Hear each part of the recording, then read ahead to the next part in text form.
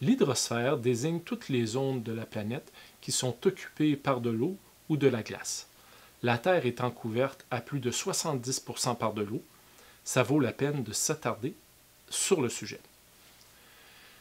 Bien qu'elle soit présente en abondance, seule une infime fraction de l'eau du globe est propre à la consommation. Au Québec, nous sommes parmi les plus choyés à ce chapitre, car la quantité d'eau potable disponible par habitant est élevée. C'est peut-être en partie ce qui explique pourquoi nous avons une des moyennes de consommation par habitant la plus élevée par rapport au reste de la planète.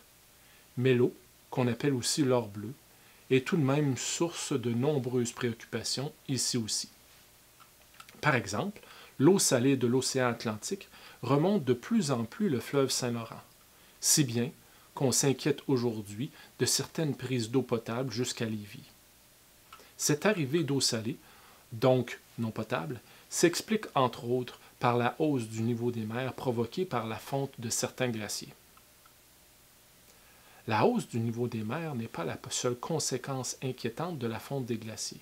En effet, l'eau des océans circule d'une région à l'autre du globe dans ce qu'on appelle la boucle thermohaline. Cette boucle permet à une partie de la chaleur absorbée près de l'équateur d'être relâchée plus près des pôles. Elle assure aussi le brassage des eaux qui permet aux nutriments accumulés au fond des mers de remonter à la surface afin d'y être absorbés par les nombreux organismes qui s'y trouvent.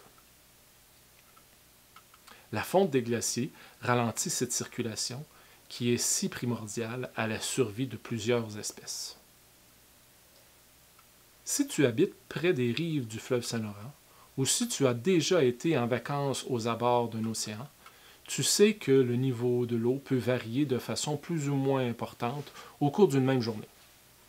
Ce phénomène régulier et assez prévisible porte le nom de marée.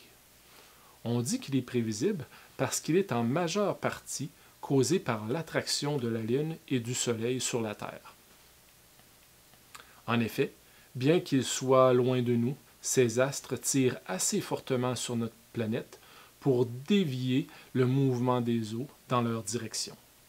Ainsi, l'eau située sur le côté de la Terre qui fait face à la Lune se bombe légèrement et provoque une augmentation du niveau des marées.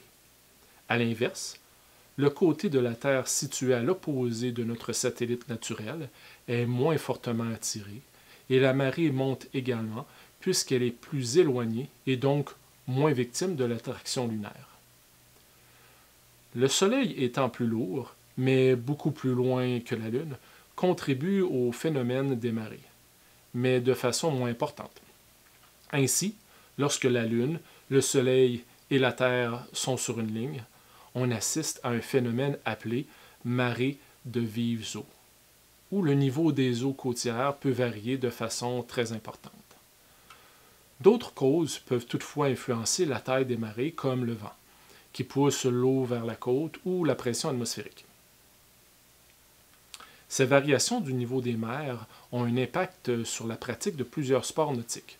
Par exemple, si tu as déjà eu l'occasion de faire du surf, tu sais que les vagues changent beaucoup au cours d'une même journée.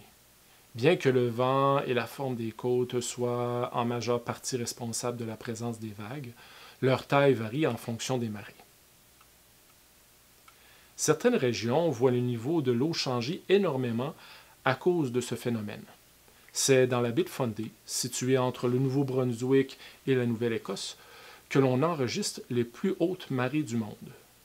Le niveau de l'eau de cet endroit peut varier de plus de 15 mètres au cours d'une même journée. Une centrale marémotrice a d'ailleurs été érigée à cet endroit. Elle est la seule du genre en Amérique du Nord.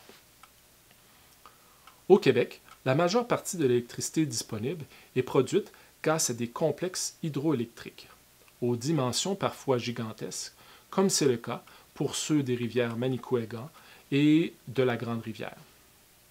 D'ailleurs, les plus grandes centrales électriques du monde sont en forte majorité des complexes hydroélectriques. Si ces derniers utilisent une ressource renouvelable et ne génèrent à peu près pas de gaz polluants pendant leur utilisation, les conséquences qu'entraîne leur mise sur pied ne sont pas à négliger. Nommons entre autres inondation de vastes territoires, délocalisation de certaines populations et la nécessité d'aménager des habitats propices à la fraie des saumons de l'Atlantique. Afin de préserver la qualité des cours d'eau qui t'entourent et qui iront nourrir les océans, il est important que tu saches quel comportement adopter. Quels produits de ton quotidien sont des contaminants? Que faire pour ne pas voir l'eau du lac où tu aimes aller te baigner se couvrir d'algues? Comment utiliser des engrais d'une façon responsable? Le présent module te permettra d'en savoir plus sur l'hydrosphère. Tu auras, en particulier, à t'intéresser aux concepts suivants: les océans, les banquises, les glaciers et la salinité de l'eau, la contamination de l'eau et l'eutrophisation des lacs, en plus de la notion de bassin versant. Nous verrons également comment la force de l'eau peut devenir une ressource incroyable d'énergie. Mais d'abord, un test diagnostique.